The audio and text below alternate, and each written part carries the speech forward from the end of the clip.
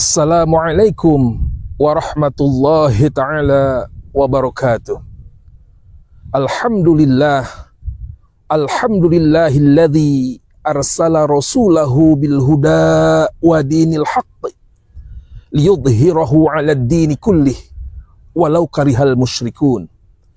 Asyhadu an la ilaha illallah wahdah la syarikalah wa asyhadu anna Muhammadan abduhu wa rasuluh.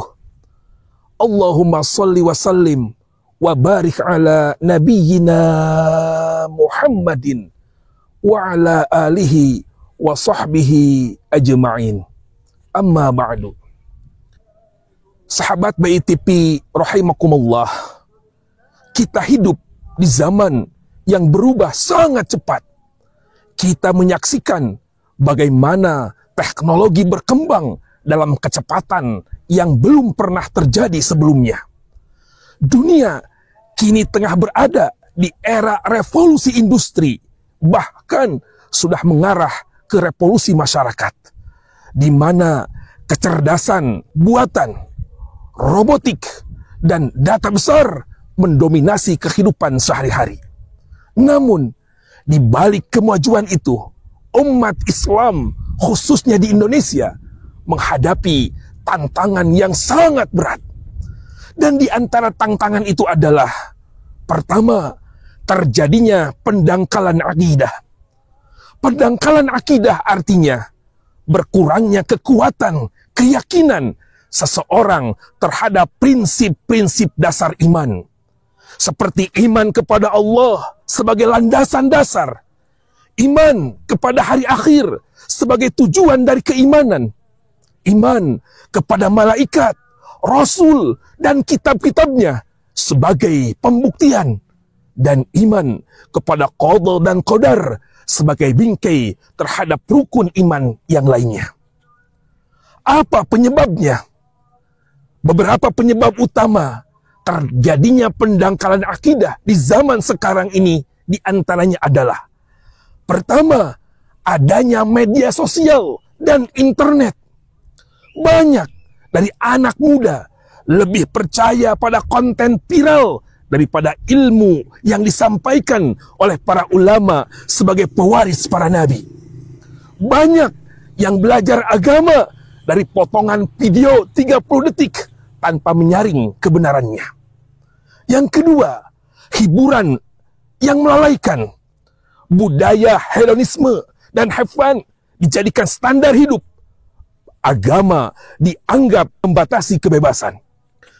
Ketiga, ideologi asing seperti sekularisme, liberalisme, bahkan ateisme perlahan menyusup ke dalam pikiran generasi muda melalui pendidikan, film, dan media massa.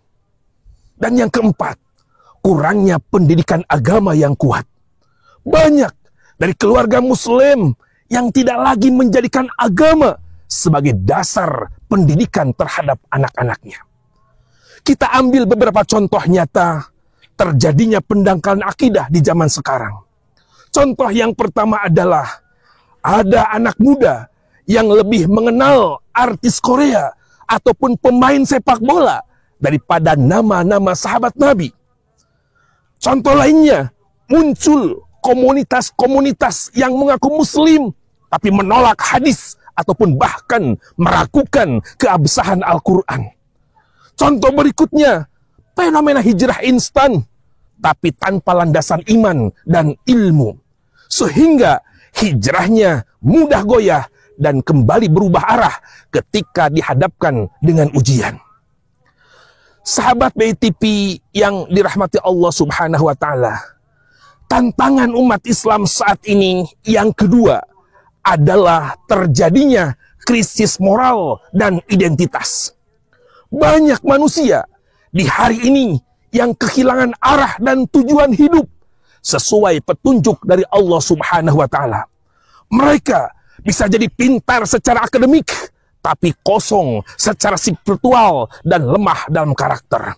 Padahal Islam menuntut kita untuk menjadi khairul ummat atau umat terbaik yang mampu menuntun umat manusia menuju kebaikan. Kuntum khaira ummat ukhrijat linnas ta'muruna bil ma'ruf wa tanhauna 'anil munkar wa tu'minuna billah walau amana ahlul kitab lakana khairul lahum minhumul mu'minuna wa aksaruhumul fasikun. Kamu umat Islam adalah umat terbaik yang dilahirkan untuk manusia karena kamu menyuruh berbuat yang ma'ruf dan mencegah dari yang mungkar dan beriman kepada Allah. Sekiranya ahli kita beriman, tentulah itu lebih baik bagi mereka. Di antara mereka ada yang beriman, namun kebanyakan mereka adalah orang-orang fasik. Quran surat Ali Imran ayat 110. Sahabat Bait TV rahimakumullah, lalu bagaimana kita menjawab tantangan besar ini? Salah satu titik masuk yang strategis adalah mempersiapkan anak-anak kita menjadi generasi kuat. Ada sebuah pepatah Arab yang sudah sering kita dengar. As-sababul yaum rijalul ghad. Pemuda hari ini adalah pemimpin di masa depan. Indonesia saat ini sedang mengalami bonus demografi, yaitu proporsi anak muda lebih besar daripada usia tua. Ini adalah peluang emas. Jika kita gagal memanfaatkannya, kita akan rugi besar sebagai bangsa dan sebagai umat Islam. Maka tugas kita hari ini bukan hanya mencukupi kebutuhan jasmani anak-anak kita, tapi juga membentuk mereka agar kuat akidahnya, kuat ilmunya, kuat akhlaknya, dan kuat mental dan spiritualnya. Sahabat BTP yang dirahmati Allah, kuat akidahnya, yaitu kokoh dalam tauhid, tidak mudah goyah oleh tren ataupun paham yang menyesatkan. Kuat ilmunya, tidak hanya ilmu dunia, tetapi juga ilmu agama. Kuat akhlaknya, karena akhlak yang buruk adalah sumber dari kerusakan umat. Dan kuat mental dan spiritualnya, agar tidak mudah stres, tidak mudah menyerah, dan selalu menjadikan Allah Subhanahu wa Ta'ala sebagai sandaran utamanya. Inilah generasi Rabbani yang kita impikan.